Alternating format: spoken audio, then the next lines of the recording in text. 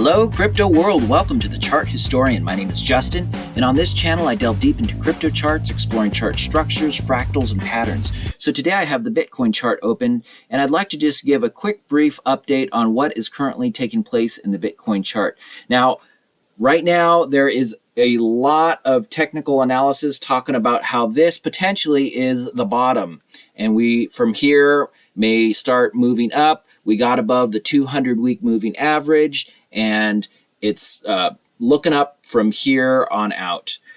I am not here just to be Mr. Doom and Gloom, but it's important that you know we are not at the bottom yet. So I made a previous video and I went out on a limb. I called that video Pump and Dump Coming. You can find it right here. Now, in there I talked about how we are potentially working on this pattern right here, and it's going to go up and then it's eventually going to crash. So if you're not familiar with my thesis on Bitcoin, so in a corrective structure, after it's retraced from this peak here, it does essentially 3 waves down to a capitulation point.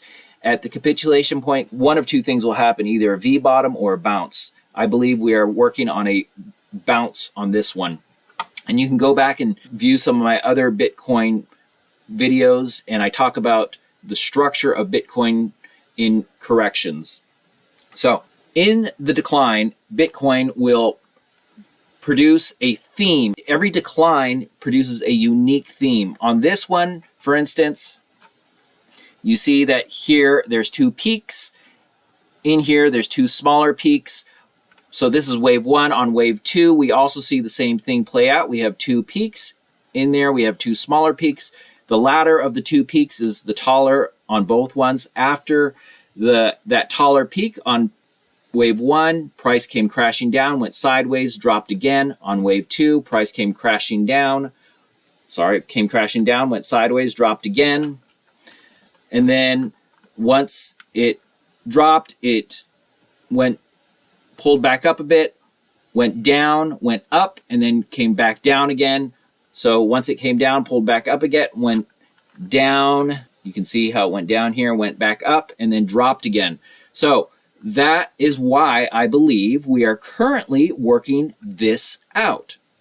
So if you took this right here and copied and pasted it onto here, it would look something like this. Let's do this. I'm going to zoom into a 2-hour time frame, and I'm going to copy and paste, or I'm going to paste, I already copied it, paste that fractal onto this. So as you can see, it has been following it. So in the original one, price came up. In this one, price came up. In the original one, price came crashing down here. Price came crashing down here. In the original one, it did this swoop down. In this one, it did the swoop down. And if we zoom in a little more, in the original one, it did this zigzag thing right here. In this one, it did the zigzag thing here, after which it went sideways and up, and then it shot up sideways, and that happened on the original one. Same with this one. And it declined sharply on the original one. This one, it declined, but it wasn't sharp. And then it hit this point where it turned back up. So why would it do that? Bitcoin follows a theme on the way down. Why is it doing something different than this? Well, if you zoom back out and get a bigger picture again, if Bitcoin follows a theme, yet it's doing something different than here, what could it be doing that is within this theme that would fit the rules of what Bitcoin does in a decline? Well, if you take this right here, copy and paste it onto here, let's do that and see what it looks like. All right, I'm going to go back into a 2-hour time frame, just so it's a little easier to see the nuances. Okay, so here we go with that fractal pasted onto what is currently happening. As you can see, it moved up again. So you have these 2 waves, and now the 3rd wave is the tallest, just like what took place on this fractal. We have a repeat of that again. Now, I don't know where this is going to peak. I don't know if it'll go any higher. To me, it looks like we are starting to form a peak here.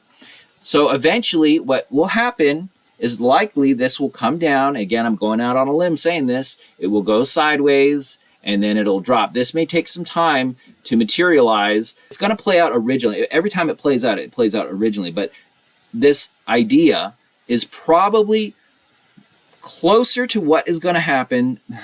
It's not going to go up and this is not a bottom. This is not what a bottom in these Bitcoin corrective structures looks like. Now, I've seen people grab random fractals from previous Bitcoin corrections and paste it on, and they get excited because it appears to match. Well, that is a match by coincidence. It's not. Put it this way: chart structure is more important than fractals. So if you know chart structure, you know which fractals to compare. Just as I compared this right here, and now I'm comparing this right here.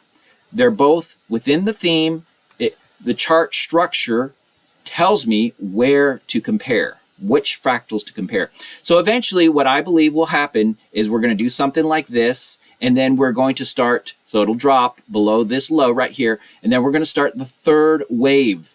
And it'll look something similar to this. The third wave will look something similar to this. It won't be exact. Nothing ever repeats exact, but it will be within the same theme. So we'll have wave 1, we'll have wave 2, and then we'll start on wave 3, which will bring us to a new low. At that low, it's going to do a bounce. And then after that bounce, we will see Bitcoin begin its recovery. You know, I want Bitcoin to go up, and I'd much prefer to be making a video on, hey, we're at the bottom and Bitcoin's going to go shooting up and it's going to be exciting.